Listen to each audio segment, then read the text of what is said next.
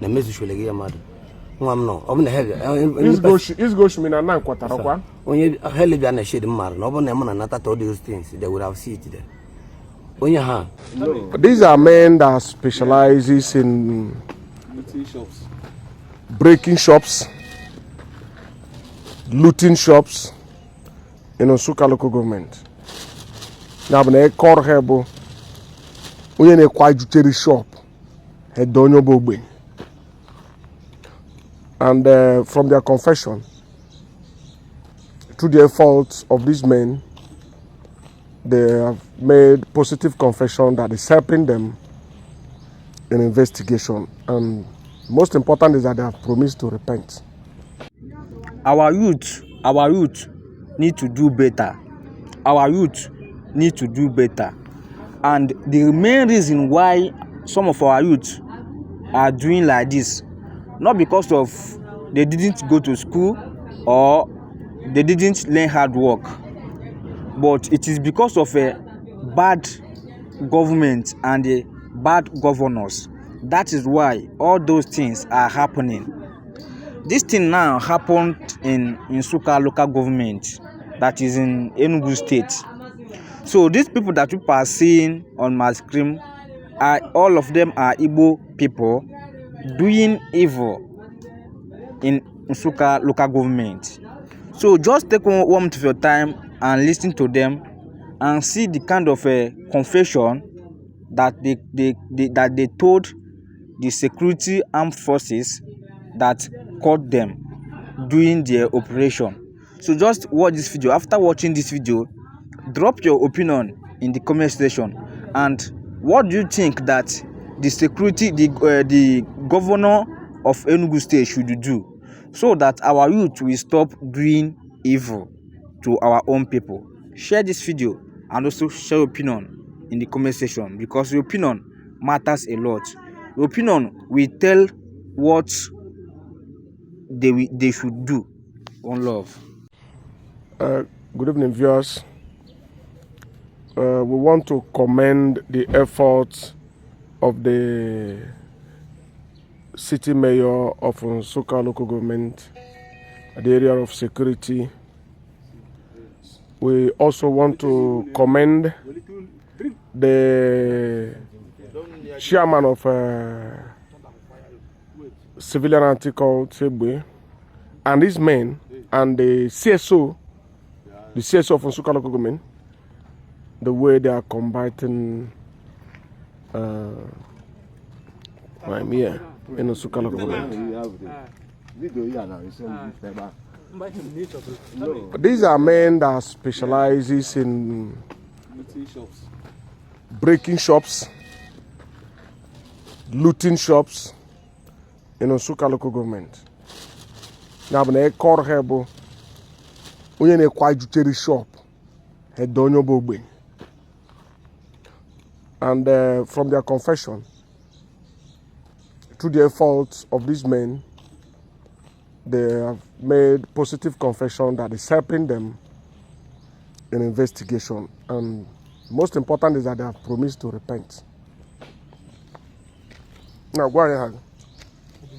Huh? Onyebe. Onyoba. Okay. Now, I'm going to go on. Chisomu. Onyebe. Ubolo. Onye? Ubolo. Is commanding Ubolo issues? Issues of local government. Issues of Ubolo? I know under Ubolo. Issues of Budenu now. Ubolo Budenu. Issues of Odema. Because no, what is the problem? Kadiye na danu no na anti-cult. Kadiye unu mere hedge nunu. Maka anu geji madu na nkete. Nuzuroshi. Nuzuroshi. Ima no woshi bizi. Obeji oku. Webu nu jere oshi chiso. Ebe aje ebe na onu ka ije. Na one boutique ka ije. Na boutique ka ije. Jeburu Zilot Bitoku. So but onwe bozo uzuru. Kede bozo no jeburu. Onwe bozo. Ko baro dukwan. Onwe bozo nda Hausa ka onwere ebe ọzọ anyị zụrụ ori onwere ebe anyị je n'ọbara eziokwu ka anyị chọrọ eziokwu atọfụ ihe akwụ mme nju ekwube na anyị je n'ọbara sọsọ ofu na shop unu ejere Akụ Road unu ejere Ọba Road because so many boutique shop have been looted, vandalized along Akụ Road, along Ọba Road, so many places in Nsukka. Onye isi onwere ihe gbasara anyị na no ke onu mana onye ọbụla ejide n'ukwu ose ihe ọbụla agwara ya ọ ga na-ekwete. Is he saying the truth? Why eziokwu? What is happening? Because you shall know the truth and the truth shall set you free. Ka anyị n'olu ofu boutique onye ka oso iso and isu n'Ijero and isi n'ịchọ repent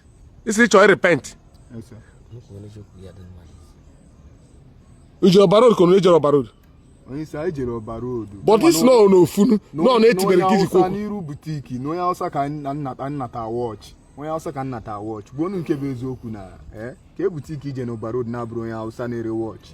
Why have you decided to become a criminal? Why only alara 100 mmadụ n'iyi? We're going to patara ọbụna oshibu n'ukpe buru isi. Gịnị bụ ị na-arụ inwe gị kọrọ? Ị na-akpụ isi. Ebe ka shop gị? Imo State gị na-akpụ isi. Abịa oshi ebe a. Ịbụ onye Nsụka nọrọ n'Imo State. Imechie ilaje ekpugbu isi. Ịkpacha dịka ilaje ekpugbu isi. My brother. Oh. Ahụrụ m mgbe gị na ndị a na-ajụ esi na-akpọ Jizọs. Ị mara Jizọs? Jizọs bụ onye? Jizọs bụ Chineke kere anyị. Ọ sụ gị zigide oshi. O nwere ịmụtara na nke a? Gịnị bụ ịmụta? Ịmụta na ịzụrụ adịghị m. Are you ready to change? What will help you is the truth and nothing but the truth. Do you understand? Ị na-ekwube eziokwu n'ọkata na unu zitechere ya akara ebu na-evuje because anyị ji bụ your first information. As the na-evuje na nwanne kere nwanne gị na-evuje.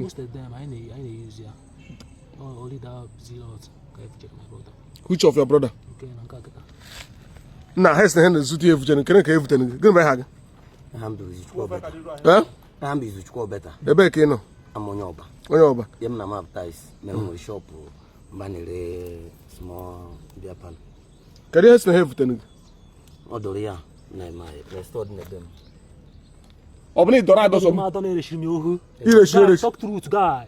China Ihe ka mkpa ya ji azọ gị izu Chukwu. Ihe ka mkpa ya azọ gị bụ eziokwu. talk like this. All cast go. Ihe ka mkpa ya ji azọ gị bụ eziokwu. Anya buge. Na make me talk too much. I mean, I'm the over for here. You see? Sausage azọ gị bụ eziokwu. Sausage azọ gị bụ eziokwu. So, gị nwa bụ onye ihe na-evute n'ihe ha. My power bank. Unu ewejene ma power bank. Yes sir. N'ihe ndị ọzọ. Yes sir. Ọ dị mma. No problem. Ihe m na-achọ igwu n'obodo that. The only thing that will set you free is Chukwu. But eziokwu. Eziokwu bụ ihe ga-set you free. And I want to beg you. N'enya ọsịgị nwa. Ihe m ji arịọ ọnụ bụ biko. Ọkwụna ụgwọ ihe oshi na-eme mmadụ na disgrace maọbụ ọnwụ. Ọ bụrụ na akpọrọ a na-iyi otu akụnụ ga na-ezuzu. Ọ bụrụ na ihe na-ekpe ekpere wee bu n'ọnụ otu akụnụ ga na-ezuzu. Therefore, ị na-akpụ isi ọkwa ya na-ekwu maka 1 million naira. O nwere mgbe m nọ HK. Ị nọ HK? 3 years ago. So onye ọcha m akwụ ụgwọ. Onye ọcha akwụ ụgwọ? Onye ọcha akwụ ụgwọ. Ọga m That's Mgbada. Ọga m nọ na ọfịs ya agwara m na onye ọcha m akwụ ụgwọ. So were the money. Onye ọcha kwuru 5.5 million naira. Onye kọfụta na Nigeria. So were the money na-eburu m ụmụ nwaanyị. Njụọ ya onwe ya ọ na-agwa m, ọ na-ekwe agwa m eziokwu. So at last ka Mgbada rozi gbagba m proof na ekwe na akwụkwọ ụgwọ sense. Mgbada gwazi gị na akwụkwọ ụgwọ. Gbaa gị proof na akwụkwọ ụgwọ. Yes. So they visited the boy. Boy only put the ego 2.5 million. Before we did ATM. I don't agent pin ATM. I don't know has I'm head boy, no fees. Okay, go have HK foreman. Head boy, yes. Head boy, okay. Yes. When is him go na ahịa ga-eshi bute ATM ya. So ndị akaụntụ ahụ ka o tinyere ego ahụ. Okay. So mgbe ọ na-ekuzi ụra ahụ waziri ATM ahụ. But I can maybe get withdraw that such amount of money. But this my brother, some number. But who's your brother? Kada here? Izu. Ipo Izu. Okay, Izu nka. Some number no way by the J road there go. Na road there. The man say the only money with 1 million naira. I withdraw the 1 million no cash. So we 600,000, near 400,000. The thing the boy make. You withdraw again? 1 million naira. We 600,000, near 400,000. Okay. Change them go there go. Now go see saying so name like this. You know why Izu? Your name like this. Izu. Can you work here? Sir. Izu kuko because I honestly say the truth. Okay. Because some of them are going to here. But from my childhood. Onyole. Obina. Obina. Okay. Yeah, be Maria. You know that the money can Ahmad. From childhood. Go direct to the point. Like any day move Maria Noba. That is what I want to say. Any day move Maria Noba or La Rutenoba. Due to Nene Adag, my papa alone was that Imo State. I will just accept him as a brother. Mube Medi ko omo mishi wana mumbe dijeri kuma wo mbona mudishi made it no mata di show sofa. So any dollar rutere. Kede case made 1 million. So go all latar some na aji ATM naturally wo ftego. I direct him where to get money. You not direct me, you carry me for machine. I carry. Okay, gonna ask you. You not direct me, open my machine. He will terego. Gonna ask, also gonna ask you. I get 50-50, see amba. Okay, e guarana ga here on board. Also na get 50-50, my wote there go see amba. Na make 50-50. Mama tachafu. Onu keze 60-40. 60-40. Go she kutu equals. Ni all withdraw 1 million. Mechi withdraw come another 500. Kono ha. Ekuzi all withdraw 1 million at one pot. Je ko no bolo. No, actually, I'm no, we don't go on.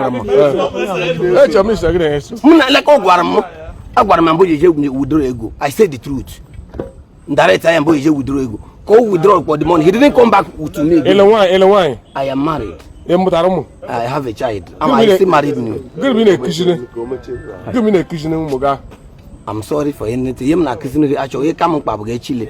Gordon Hoy, heavily Meliaji like we are doing now. You will be a palago de Nova. Cabebia Palago de Nova. Cabebia Palago de Nova. Nah, area 11. Area 11 Cabia Palago de Nova. It's okay. Well, by the time he had to get sick, he go his you could be a jar and Yanega because all these things still name me. Bondo Majamono, behind the screen is the commander of a civilian anti-cult Nsukka local government. Obo Hebondo na Roro Alile. Otutoro Kaher Gwamara. Me Chineke Jihejozu. We want to thank the chairman for appointing him. Good evening, sir. Good evening. It's a pleasure meeting with you. My pleasure too. Please tell us your name. Okay. My name is Commander Daniel Emerge. I'm the Commander Civilian Anti-Cult in Nsukka Local Government. Okay. You were appointed since when? Yeah, you said? Since when Yeah, you were appointed by the local government? year. Last year. Yes, by the great mayor of the local government, Engineer Chinedu Akoba, the good mayor of Nsukka Local Government. By his grace, he appointed us. All right. To make sure that the town is sanitized.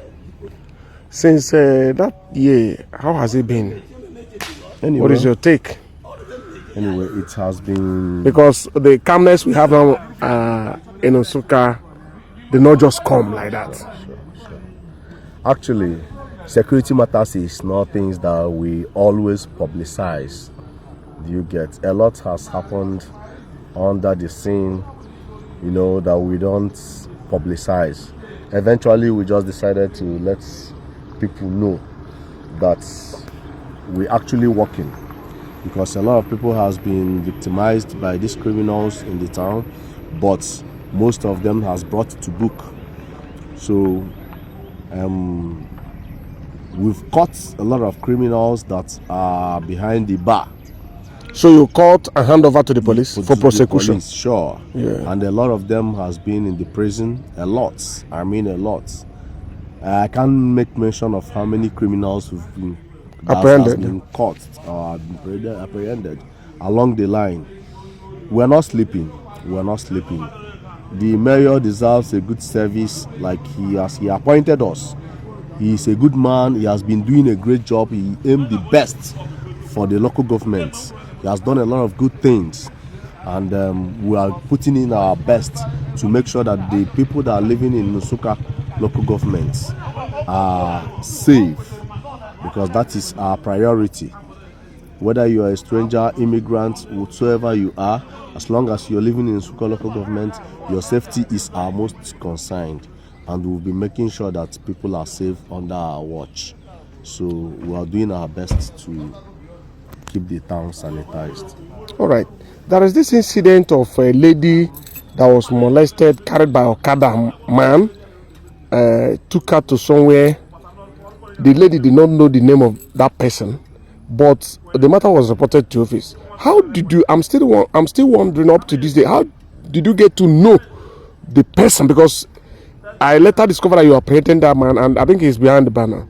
Sure. How did you know that man, even though the lady didn't know his name? The person. Yes. Okay. Actually, as a security personnel, Yeah. when a case is being reported, actually we, the security personnel, must know who and who that possess such character of such acts. So when they reported a case of this incident, the young man used to claim Okada man, but when you enter him, he will take you to somewhere and then do a lot of things, to either rape, obtain your treasures, a lot of things. So when that case is being reported, I know who that seems to be perpetrating such acts. After describing how the person looked. Then after description. So when I took that, I was the one. I said, will you be able to know where you were taken to? She said yes. I drove the lady to the direction of the person I know, and she said he's here. Then I put my surveillance. My boys were on the ground, and within 2 days we apprehend him, and presently he's at the prison. So that is how we work. We want to thank you immensely, the CSO and the city mayor, for helping us to sleep with our 2 eyes closed. This one specializes in breaking shops, Yes. boutiques. Yes. All right. Thank you. Keep it up. Yeah, we have been tracking them for a long time now. Okay, we've been tracking them for a long time. Yes, we've been tracking them. Unfortunately, today we were able to cut them. Thank you so much. Thank you, sir. You've been making this work easy for the police. I now remember this number that say we are helping police. We help them to fight crime, to make Nigeria better. Actually, you are doing that. Sure. We dey help police, you help them fight crime, to make Nigeria better. Oh yeah, you are making Nsukka better. That's true. Thank you so Thank much. you, sir. And God bless you. Thank you, Keep sir. it up. The Lord is your strength. One love Extend our greetings to your team. to the mayor, too. Yeah, to the mayor, especially the mayor Yes. and the CSO. Yes.